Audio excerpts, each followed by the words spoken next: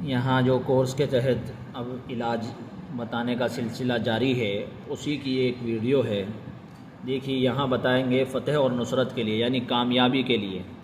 اگر بعض مرتبہ ایسا ہوتا ہے، کچھ مقدمات چلتے ہیں، کچھ جھگڑے ہوتے ہیں، کچھ لڑائی ہو جاتی ہیں اور سامنے والا ظلم کر رہا ہوتا ہے، تو اس پر کامیابی کے لیے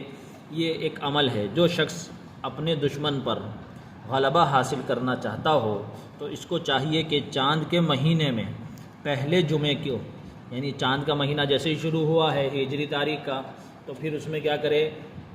پہلے جمعے کو نماز فجر کے بعد ایک سفید اور پاک صاف کپڑے پر ہری روشنائی سے، جیسے یہ ہرے رنگ سے لکھا ہوا ہے، ہری روشنائی سے لکھا ہوا ہے، تو ہری روشنائی سے لکھے کاف ہا یا عین صاد 21 بار۔ یہ چیز، یہ جو حروف مقطعات میں سے ہے، 21 مرتبہ لکھے، 21 مرتبہ لکھے اور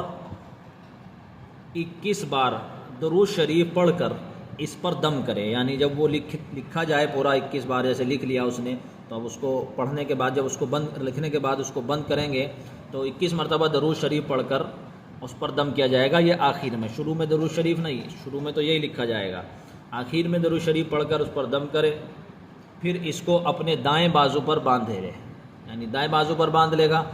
پھر کیا ہوگا کہ انشاءاللہ دشمن پر غالب ہوگا اور لڑائی میں فتح پائے گا۔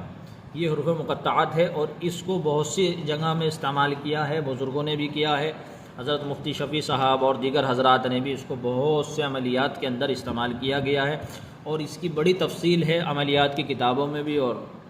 جو ہے تفسیر کی کتابوں میں بھی اس کے بارے میں بڑے خلاصے کیے گئے ہیں۔ زیادہ لمبی ویڈیو ہو جائے گی، اس لیے مختصر یہاں عمل کو بتایا گیا ہے۔